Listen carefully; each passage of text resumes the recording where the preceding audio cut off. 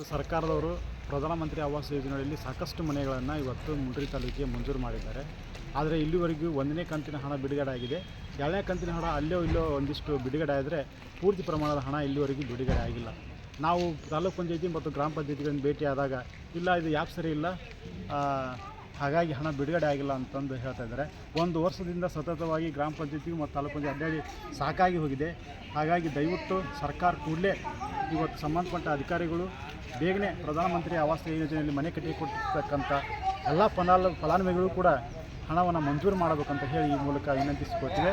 ಮತ್ತು ಒಂದು ವೇಳೆ ಇನ್ನೊಂದು 10-15 ದಿನದಲ್ಲಿ ಹಣವನ್ನು ಪಾವತಿ ಮಾಡದೇ ಹೋದರೆ ನಾವು ತಾಲೂಕು ಪಂಚಾಯತಿ ಮುಂದೆ ಎಲ್ಲ ಫಲಾನುಭವಿಗಳ ಜೊತೆ ಪ್ರತಿಭಟನೆ ಮಾಡಲು ಸಿದ್ಧರಿದ್ದೇವೆ.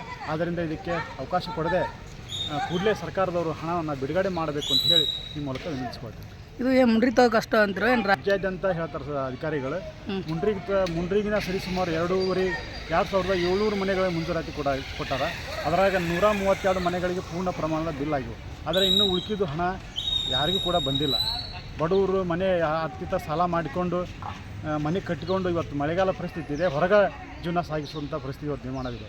ಆದ್ದರಿಂದ ಈ ಸಹಾಯಧನವನ್ನೇ ನೆಚ್ಚಿ ಮನೆ ಕೊಟ್ಟಿರ್ತಕ್ಕಂಥ ಬಡವರು ಅವ್ರ ಪರಿಸ್ಥಿತಿ ಭಾಳ ಚಿಂತಾಜನಕವಾಗೈತಿ. ಕೂಡಲೇ ಸರ್ಕಾರ ಈ ಕಡೆ ಗಮನ ಹರಿಸಿ ಅವರಿಗೆ ಅನುಕೂಲ ಮಾಡಿಕೊಡ್ಬೇಕಂತ ನಾವು ವಿನಂತಿ ಮಾಡ್ಕೊಳ್ತೀವಿ.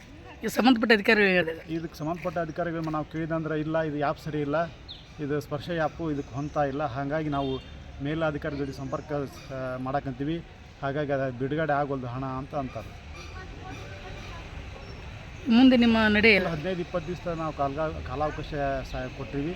ಒಂದು ವೇಳೆ ಅಷ್ಟರೊಳಗೆ ಮಂಜೂರು ಆಗದೇ ಇದ್ದರೆ ಎಲ್ಲ ತಾಲೂಕಿನ ಎಲ್ಲ ಫಲಾನುಭವಿ ಜೊತೆ ಕೂಡಿಕೊಂಡು ಇಲ್ಲೇ ತಾಲೂಕು ಪಂಚಾಯತ್ ಮುಂದೆ ಹೋರಾಟವನ್ನು ಪ್ರಾರಂಭ ಮಾಡ್ತೀವಿ.